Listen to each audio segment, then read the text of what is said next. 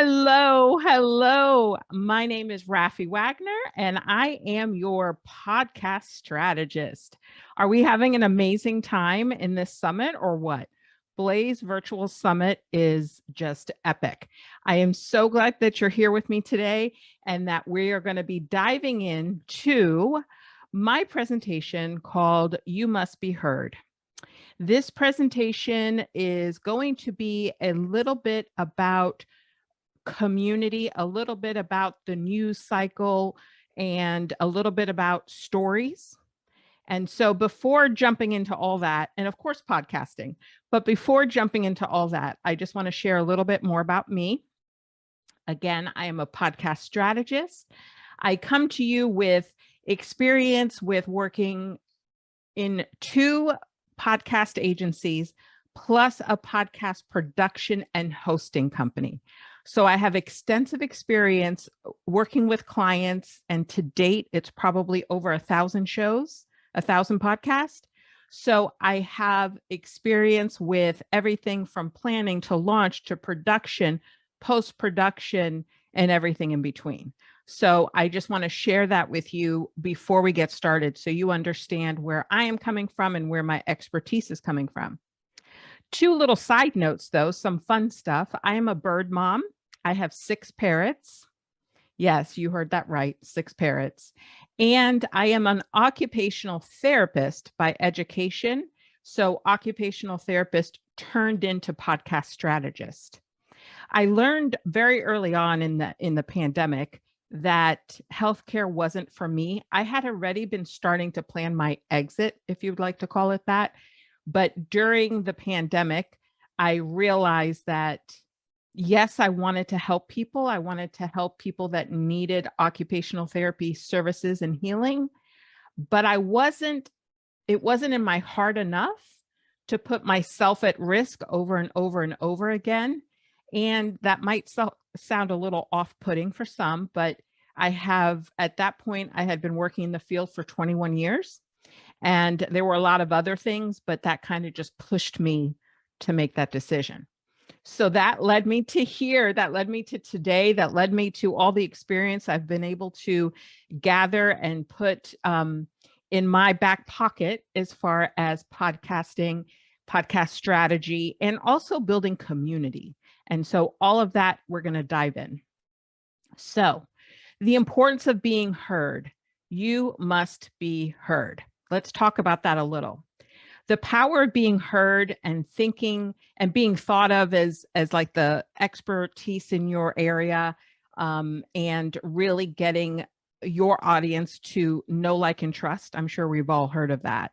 That's important. And so we're going to talk about that. We're going to talk about how there's ways to do that and why your voice is so important. The power of being heard is also, let's think about the news cycle. Let's think about the past 20 years. So 20 years to today, how words travel. What's the news cycle like? How has it changed? How has virtual presence and that immediacy, how has that changed? Example is the news cycle. I think that's the easiest thing to kind of, everybody understands that. So 20 years ago, we had to sit in front of a television, and then, or maybe a little bit towards the internet. I'm not exactly sure the age of the internet, but I think it was probably around that time. So think of it as watching the news, having to sit in front of a TV. And if you go further back, I'm Gen X. So if you go further back, we had to sit without a remote control. So imagine that, huh? So words traveled by news. So there was newspaper. There were like little tabloid magazines. There were news channels. There were news shows. And then there were all these other types of shows. And then there were other ways, you used to get like a little mailer update in your mailbox, and radio. So radio was probably the more immediate thing. Of course, there was, and there has been, breaking news updates. So think of those channels. So think of how much has changed in the past 20 years. And I want you to think about today. So that's very different, right? So think about how do you hear about someone's brand, or how do you hear about the news today? And how is that impacted for you? So think of your specific you sitting at home or on the phone or in your car. How has the news cycle changed for you today, and how do you get your news? Or how do you see the brands that you like? I would say most of us are going to say social media. Most of us are going to say we see people on Instagram, YouTube, Facebook, all of the things, Twitter, all of the things. But even when you think about all those platforms, you also think about their cycle. So I would say if you're thinking about news, let's talk about news first and we'll talk about brands. If you're thinking about the news, I would say, other than sitting in front of television, you could get breaking news on Twitter. You could get breaking news on an app on your phone if you have that service, where you're going to see that pop up, that notification pop up. And how do you see brands? You have to follow brands to see them for the most part. But think of all those social media platforms and think of those social media platforms as vehicles. So those are vehicles for you to get your message and your story and everything out there. The unfortunate part is those vehicles are owned by other people. So think of those vehicles as like a lease vehicle. You're not even like buying for it and paying your car payment. You're leasing it. So you're not the owner of that platform. Yes, you're the owner of you and your message and your story, but you're not the owner of that platform. So keep that in mind as I continue and kind of have that in your forefront, in your mind, when we start to really talk about how you're going to do this and why it's important. So now think about your ways that you're getting your message out there. So ways that you're packing that vehicle. You remember that vehicle's like platforms. So how are you packing that vehicle? How are you getting it ready for that road trip? You're using your voice. You're doing live videos. You are sharing stories, sharing your story, sharing a brand story, sharing a values-based story, a mission-based story, sharing advocacy stories. Then you're sharing your narrative. So your view of whatever that is you're sharing. And that's very popular these days. I would say advocacy and narrative are probably, together on the race. Then we're also thinking about our businesses and our brands. How are we getting our voice out there with our businesses and our brands? Then we think about audience, attracting that audience, finding that audience. It's kind of a little exhausting at times, right? I'm sure we could relate to that. So we continuously show up, show up, show up. Are we really speaking the voice to the right audience or to our audience? Then there's community, and that's different than audience, because an audience can be just someone that sees your stuff, but they may not be part of your community. So make sure you understand the differences there. Then we have inspiration. So inspirational things, there's a lot of different ways to get that out there as well. But think of now that we've talked about like the cycle of things, we've talked about the vehicle in which those things are delivered, and we talked about how you pack up your own vehicle. I think that's a good analogy, right? So now you have your vehicle and you need to get it to who needs to hear it, because you must be heard. So we think of quick. So when we think of getting news out there quick, we're thinking of like a quick Twitter post or a quick live on Instagram or a quick story. But also think of your community and your audience needing to hear you. So that's why we're kind of in this mode right now in the world that things have to be fast and things have to be quick. And so we are kind of catering all of our packing of that vehicle to that quickness, to that swiftness. So now let's consider what's going on in the world and how you could relate that to your community and your vehicle of choice. So when we think about the news cycle, we think about all of it just coming at us. There is very little ways that we could curtail what we see. There's very little ways in all of the platforms right now. Again, you remember all those vehicles are owned by other people. There are very little ways of really kind of making our own GPS for that vehicle, making that vehicle and making what we see so completely geared to us and limiting what we don't want to see. So keep that in mind too when you choose the vehicle that you're going to use. Which vehicle are you going to pack up and use as the delivery system? Think of that too, because you want to think of your community, your audience, who's hearing you. What are they dealing with that they're making choices on what platform?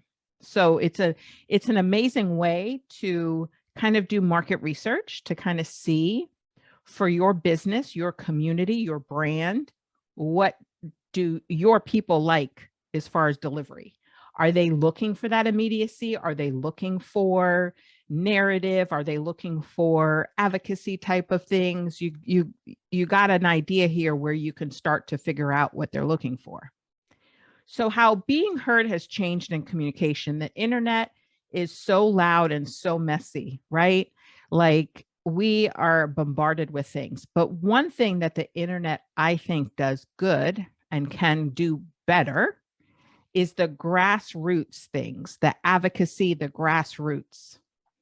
So early on, let's shift into kind of a perspective of podcasting versus like blogging. So early on, podcasts were called audio blogs. So that was in the 1980s. And then they got their podcast name from Apple, the Apple iPod that was just retired May of this year. And so that's kind of where that audio format came into play. Obviously, audio format is public radio, but really for consumers and for people and businesses to get their message out there, that's kind of where it started. So podcasting lends an amazing tool, that vehicle for you. And it's a unique perspective, a unique way. Podcasting is very intimate. So when you think about a podcast, you think about listening to a podcast with like earbuds on or in the car or in your home office by yourself if you're still working remotely since the pandemic. So we're listening to it and we're generally listening to it by ourselves. So it's a more intimate connection. And audio, scientifically, audio is a great format for people to have recall. So the best way to describe this is that you may not remember what you read in a book 2 days ago or 5 days ago, but you remember lyrics from a song from 20 years ago. So that's the magic of an audio message, is that it kind of elicits more areas in the brain. And so it's kind of like that recall is a little easier. So that also makes podcasting platform truly unique as well, and truly an amazing way to reach who you need to reach and really have a different vehicle to get that out there. So now for me, writing is just not an option. I'm not a writer. I don't think I ever will be. I will never claim to be. So for me, I feel sitting down to type is a little bit more, it comes with a little bit more obstacles for me, a little bit more speed bumps for me. So I chose audio format. I chose podcasting. So if you're like me, it doesn't necessarily feel good to sit and do that. But I also think that typing and writing may leave out some feelings and passions and emotions that could benefit messages. So when we think about messaging for our business, for our marketing, for our community, for our audience, I think it's a win-win, because with audio, you feel the passion, the emotion, the feelings. And you may, in fact, get better recall depending on, the demographics of your listeners. You might have a more equal, people that enjoy retaining information and learning about something auditorially versus reading it. So by all means, I am not discounting a blog. A blog is a very powerful thing. Absolutely. And great for SEO.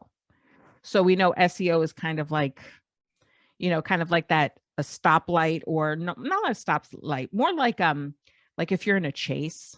None of you are doing this, right? Because we all obey the law. But imagine being in a police chase and that helicopter with the spotlight, that could be SEO. So of course, blogging, in addition to a podcast, is a great way to be seen, heard, found, all of those things. So one thing I want to, let's go back and talk about those vehicles. The reason why I think it's so important for podcasting and community to be at your forefront with your marketing strategy and with your business strategy is because those things can be built on platforms that are not owned by Mark Zuckerberg or hopefully, I don't know, Elon Musk, if they approve his sale. So you have an opportunity with community and with podcasting to have your vehicle, have ownership of that vehicle more than you would if you rely on platforms like Twitter and Facebook. I am a huge fan of building communities off of Meta, off of Facebook, because of that leasing. I'm sure you've heard when people talk about websites, they talk about any platform, they talk about don't build your community, your platform, your business on leased land or on rented land, because you want to own as much of that vehicle. Back to that initial analogy, you want to own that vehicle as much as possible. So by all means, putting all of your ducks in a row and putting all of your eggs in one basket, of course, there's going to be opportunities where platforms may own your list or something. So, there's ways of getting around that, starting an email list. So making sure that if you have a community off Facebook, or if you have a community that's in a private platform, you have your email list. So you have those people, you have your community, your potential customers and clients. So an email list, in addition to that private community and in addition to your podcast, is a win-win. So now imagine, let's fast forward a little, since that's the theme. Imagine that you have created an amazing podcast. You are rocking and rolling, and you have created this amazing podcast, and a fantastic way for podcast strategy to work out for you is that you've created this podcast and you've created a community, and they kind of are married, and they feed back to one another. So when we're talking about like lead magnets and funnels and all those things, the community is led to the podcast is led to community. So I think that's just a magical marriage, for lack of better words. I think that's a great way to put it. It's just a magical thing. It's kind of like they're on their own highway and then they merge together, and then you just keep on driving, sticking to that analogy of the cars. So here we are. We fast forwarded. You've created an amazing podcast. Let me give you imagine this. Let's talk about what the future could look like with your podcast. So your voice immediately connects to someone on the other side of the world. Not your message, but I'm saying just your voice. You have a certain accent, you have a certain dialect, you have a certain something in your voice, a tone, a speed. There's something about your voice that immediately connects to someone, and they're way across on the other side of the globe. That's what podcasting can do. That's what being heard and getting your voice out there can do. You can't do that with typing. Yes, you can still get that connection, but I think the voice connection is a different ballgame. Stories. We all have our stories. We all have our journey, our paths, the mountains that we've climbed, the hills that we've climbed, the speed bumps that we've gone over. We have different stories, but a lot of these stories have those same threads. And the threads to the stories is what's the inspirational point? What is that aha when someone hears your story? What is that aha when they just get inspiration and they can hit the ground running and take action? That's what stories can give somebody. Then there's the narrative. The narrative is what I kind of like to say that narrative is similar to control. And what I mean by that is that we all may have the similar story of not being seen and heard in our careers and not making money as we should. So that's a very common thing for Black women and Black entrepreneurs. But our narrative is how we shape what people hear. It's our control of our story. So that's also a point of connection. That's also a point of connection with your audience and with your community and with people that join your audience and join your community and eventually become a client or a customer because they are relating and they're hearing all of this. For your business, there's nothing better than to bring a human touch via audio, a human touch to your business, to your brand. You share your values. I think today, in today's world, if you're not sharing your values, your beliefs, your missions, who you are and who you aren't in your business, you need to be like today. And audio format is an amazing way to do that as well. And your audience, think of all of these things as being pieces of a puzzle that you are providing to your audience, to your clients, to your future clients, to your community members. You're sending out content, that audio content, and it's every time they hear you, it's just another piece of the puzzle. It's another piece of that puzzle that's going to connect them directly to you. And so how does this work with community? The way that it works with community is that imagine everything that we've just talked about. Imagine all of the connections you can make. Imagine all the ears and all the people that hear your message, your voice, your story, your narrative. Imagine the emotions. Imagine the relatability. I don't know about you, but I feel that relatability is so underrated. I would, by all means, be first in line to hang out in a group, in a room with these amazing Black women entrepreneurs because of relatability in a heartbeat than I would into a big summit of all sorts of people. So creating a community gives you that opportunity to create that relatability factor. And I truly believe it's underrated. Absolutely believe it's underrated. So what can community look like for you? So you've started that amazing podcast and you're doing amazing things with the podcast. I had talked about how the podcast and the community have to kind of be married. And the way that it could look like is that you could do episodes about your community to drive people to your community. And you can also do podcast episodes to sell your stuff. That's another thing. Hint, hint, podcast strategy. When you're creating a podcast, you need to sell your own stuff.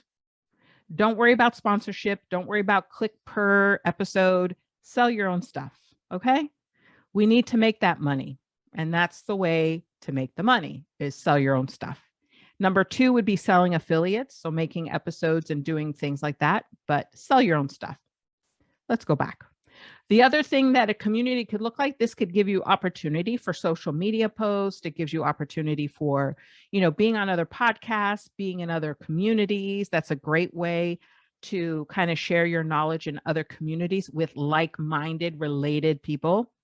And then also YouTube, just live videos, that type of thing. So now let's kind of go back to the beginning when I started, and I want you to now think of how words travel. So we talked about how words traveled. We talked about how kind of the changes in the news cycle has kind of elevated and kind of shifted and kind of shaped social media. So think of today and think of how much is censored and how much Black creators are being targeted on platforms like TikTok. Think of your desire to get your messages across, and we have to deal with racism. We have to deal with being tagged on platforms like TikTok. We have to deal with the social media algorithms. You cannot put all of your eggs in one basket. You cannot rely on these social media platforms. You must be heard. You must create your own space. And we are learning all about that in this summit, right? We are learning all about Web3 and all the different opportunities and different ways that we can do that. And I personally believe that there are two ways of giving power to your voice and giving power to you and allowing you to be heard. And that is creating a podcast and creating a community off of social media. Thank you so much. I hope you enjoy the rest of this summit because it's been amazing. And I just appreciate your time.